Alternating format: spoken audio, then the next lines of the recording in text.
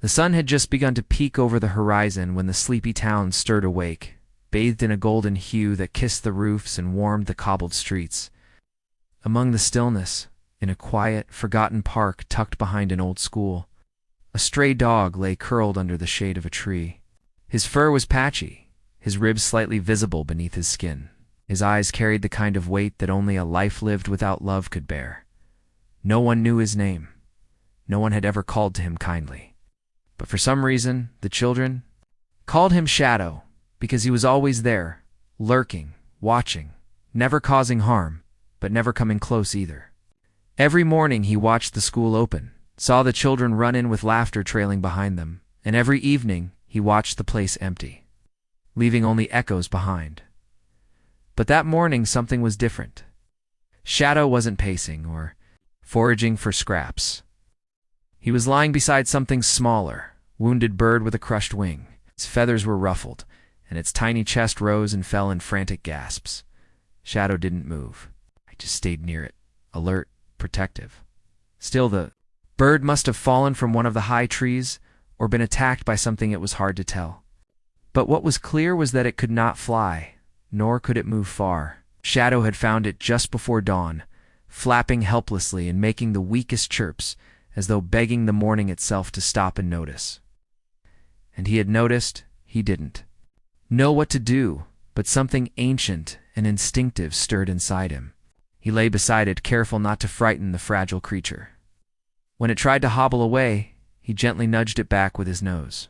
And when a cat slinked by in the early light, he growled low and loud until it turned the other way. The bird belonged to the world, and he had taken it upon himself to keep it safe until the world returned to claim it. By mid-morning, people passed the park. Joggers, workers, on their way to catch a bus, a couple of students taking a shortcut, but no one stopped long enough to look.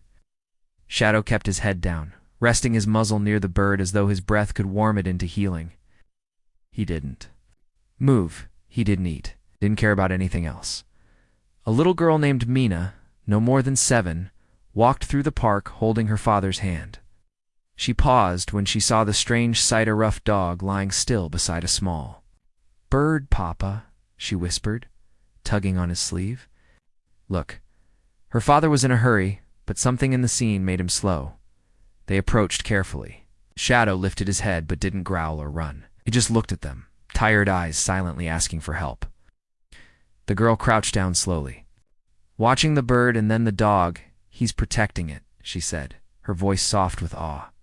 "He doesn't want it to be alone." Her father knelt beside her. He was a kind man, a veterinarian by profession, and instinct took over quickly. He reached into his satchel, pulling out a small cloth. Shadow watched, unmoving but tense. The man gently wrapped the bird, careful of its wing. "It's alive," he said. "But barely. We need to get it to the clinic." He stood and looked at Shadow. "And what about you, buddy? You coming?" Shadow remained still. They walked away. Slowly, Shadow watched them, ears twitching, unsure. But then the girl looked back, knelt down, and opened her arms slightly. "It's okay," she said. "Come on." And Shadow did something he hadn't done in years. He stood slowly, painfully, and followed at the clinic. The bird was treated. Shadow lay in the waiting area, never taking his eyes off the closed door, behind which the tiny creature fought for life. The hours passed. No one asked him to leave. Even the staff, usually hesitant with strays, seemed to understand something. Sacred was happening. He waited as the light changed and evening began to creep in. Finally, the doctor came out. "She live," he said. "Thanks to him." Mina cheered, and Shadow, hearing the joy in her voice, wagged his tail for the first time. They didn't know where he had come from or why he had chosen that one wounded bird to protect. But from that day on, he wasn't a stray. He became a silent guardian of the clinic. Every morning he waited at the door. Every night he lay outside, watching the stars.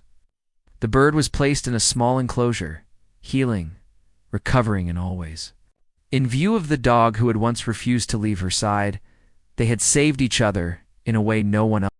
The days turned into weeks, and the small bird, now affectionately named Luna by Mina, began to heal. Her wing, once bent unnaturally, had been bandaged and splinted with the care of gentle hands. Though she still couldn't fly, she moved with more strength now, hopping from one perch to another inside her small wooden enclosure, chirping softly whenever Shadow appeared nearby. Shadow had become more than a silent visitor, who was now a part of the place. It's a soft-footed guardian of the clinic. The staff left food and water for him just outside the door, and each morning he would greet Mina when she arrived with her father. Still, he never ventured too far in. He'd sit just at the edge, always watching, always waiting. But Luna wasn't the only one changing. Shadow, too, was different now. His eyes, once clouded with sorrow and loneliness, now held a flicker of something deeper purpose. The kind of purpose that only comes from being needed. His tail wagged more often, barked softly at pigeons and squirrels, not out of hunger, but as if to say this place is safe now. Mina would often sit beside him in the afternoons after school, talking to him about everything, her dreams, her fears, her days. Shadow listened with the attentiveness of a friend who understood every word, and perhaps in some way he did. There were times when Mina swore he looked at her with knowing eyes, as if he had lived many lives and carried their stories in silence. But the town wasn't always kind. There were whispers some neighbors didn't like the idea of a stray dog near the children. Some claimed he was dangerous, despite all evidence to the contrary. Posters were pinned to boards saying, "Take the stray away." A few even suggested calling animal control. Mina was heartbroken when she saw the signs. He saved her, she cried to her father. He's not dangerous, her father sighed, knowing how cruel people could be to what they didn't understand. But he also knew that words alone wouldn't change their minds. They needed to see what Shadow truly was. So he made a decision. The clinic hosted a small event, a day for healing, inviting locals to come and learn about caring for injured animals. It was a gentle effort to bring the community closer.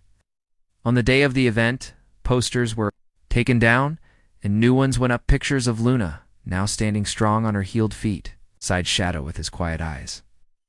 When the day arrived, families came. Children ran through the garden, curious and excited. Shadow remained by Luna's enclosure, calm and unmoving. And slowly, people began to approach him, first from a distance, then closer. Someone placed a treat in front of him. He sniffed. It then gently took it. A child reached out to pet him, and he allowed it without flinching.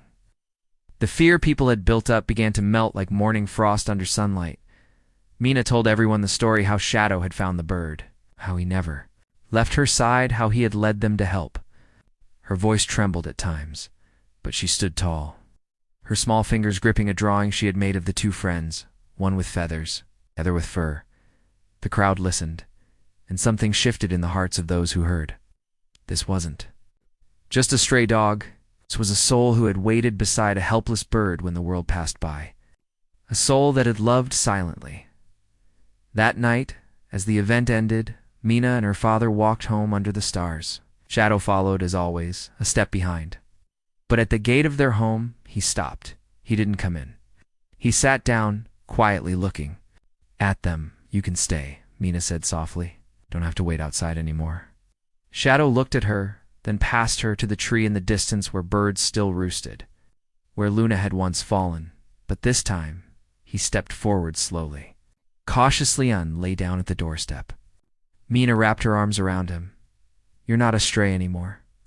And in that moment, Shadow closed his eyes, not from weariness, but from peace. He had been alone for so long. But now, he had found a home, not just in a house, but in hearts that saw him, that remembered, that cared. The bird had flown again. The dog had healed without ever being touched. And love, quiet, enduring love, had bridged the two. The seasons began to change, and with them, so did the rhythm of life in the little town. The days grew cooler, leaves turned amber and gold, and the sky took on a deeper shade of blue. Luna, now fully healed, had been released from her small enclosure. She couldn't fly as far as the wild birds, but she could glide short distances. And each morning, she would perch near the window of the clinic, chirping softly until Shadow appeared. They had become a part of each other's routines. their bond quiet but unbreakable. Luna would flutter down from her perch, landing near Shadow's paws. He would watch her gently, as if always prepared to shield her again if danger ever returned. Mina watched them both every day, her heart swelling with a strange warmth. She had never seen anything quite like it.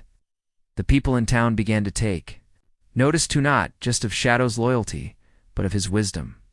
When someone brought in a wounded rabbit, Shadow lay near the crate. When a kitten was found abandoned in a storm, he sat outside the nursery room for hours. He didn't bark or fuss, he simply stayed, offering something deeper than comfort. Presence, he became a symbol.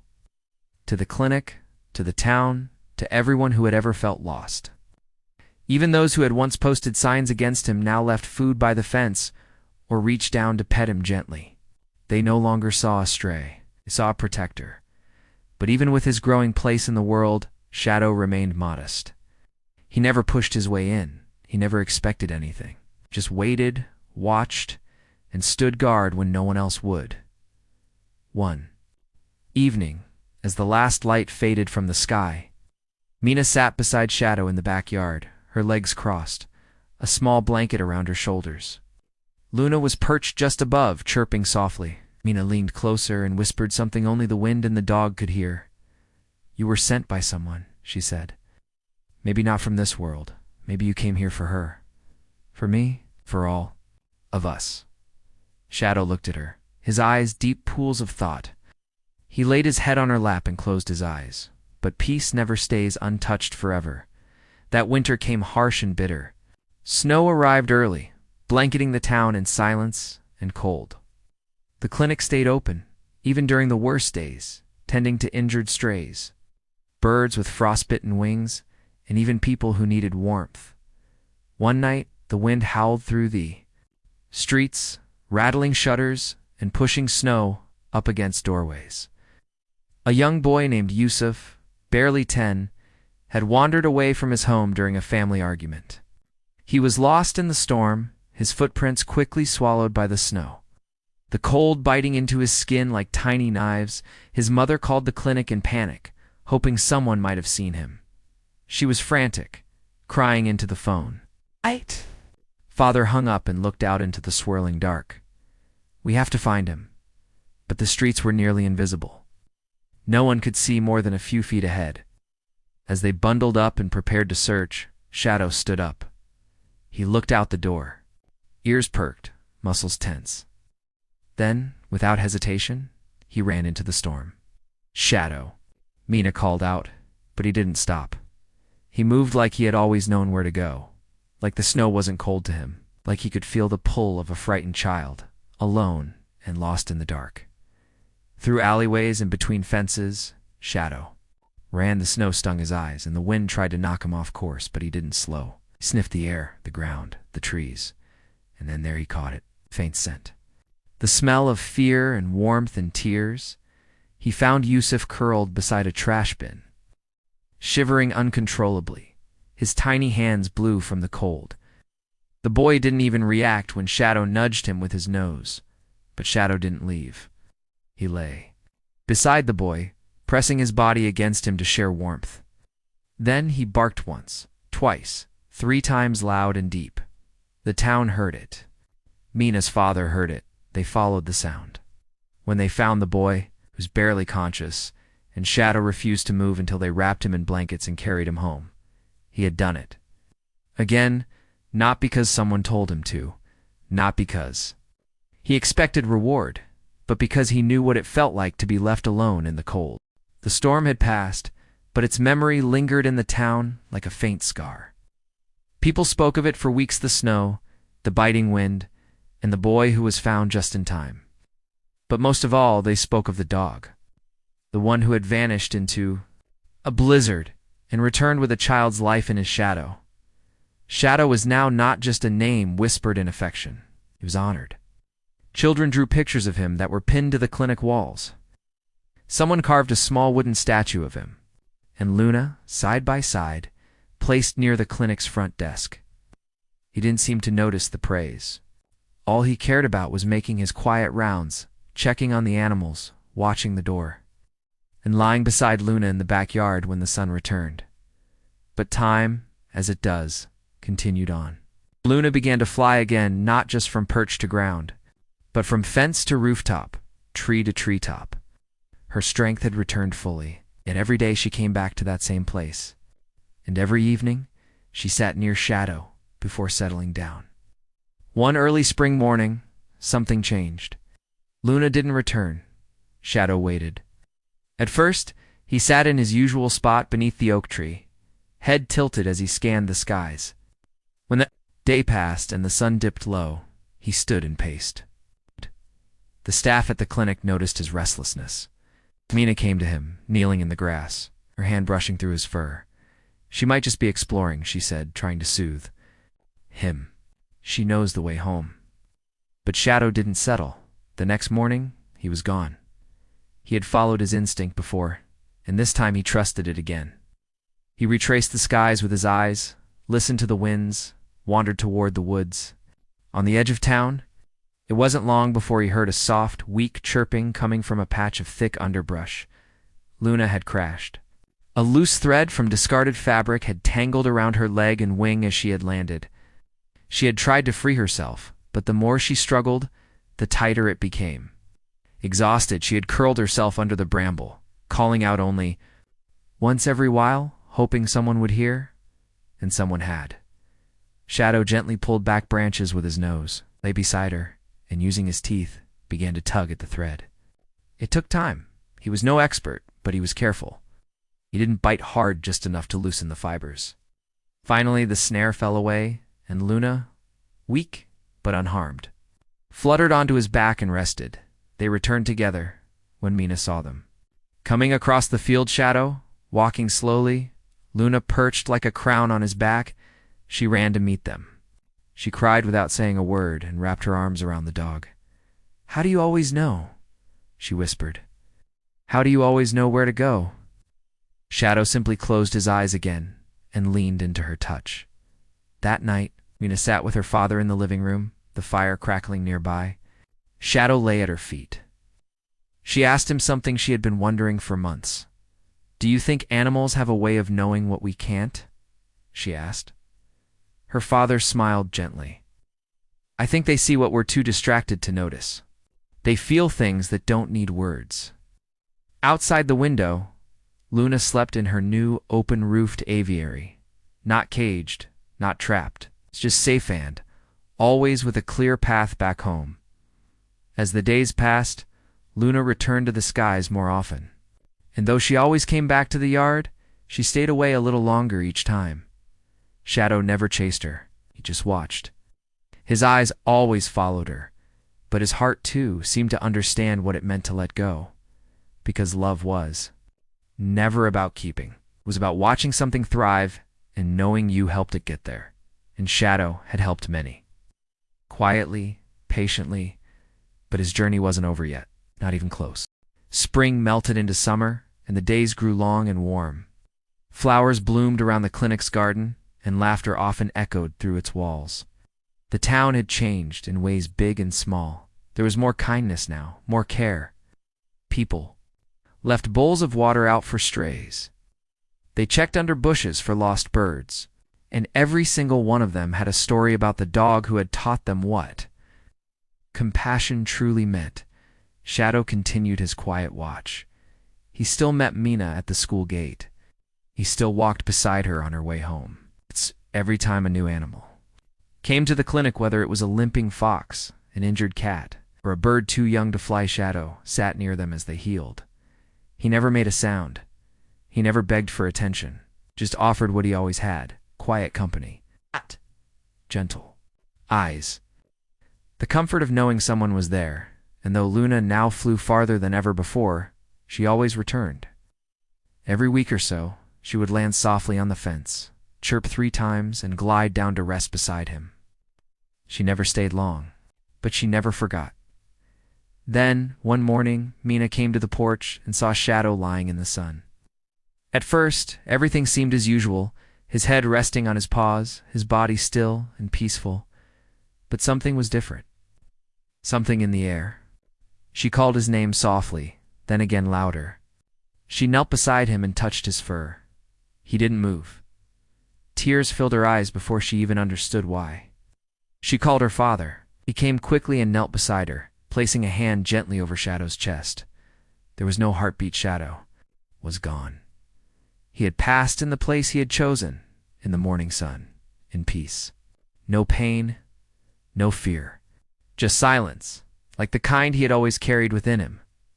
Mina wept, as though she had lost a part of herself. The town mourned. For days, people visited the porch where he had rested. They brought candles, flowers, drawings, feathers. Children tied ribbons to the fence. The mayor himself called for a small memorial to be held at the clinic. They buried him beneath the old oak tree in the back. The same tree he had first guarded the little bird under. A small stone was placed over the spot, carved with just a few words. He waited, he watched, he loved. That evening, as the sun dipped low, a shadow passed across the field. Luna returned.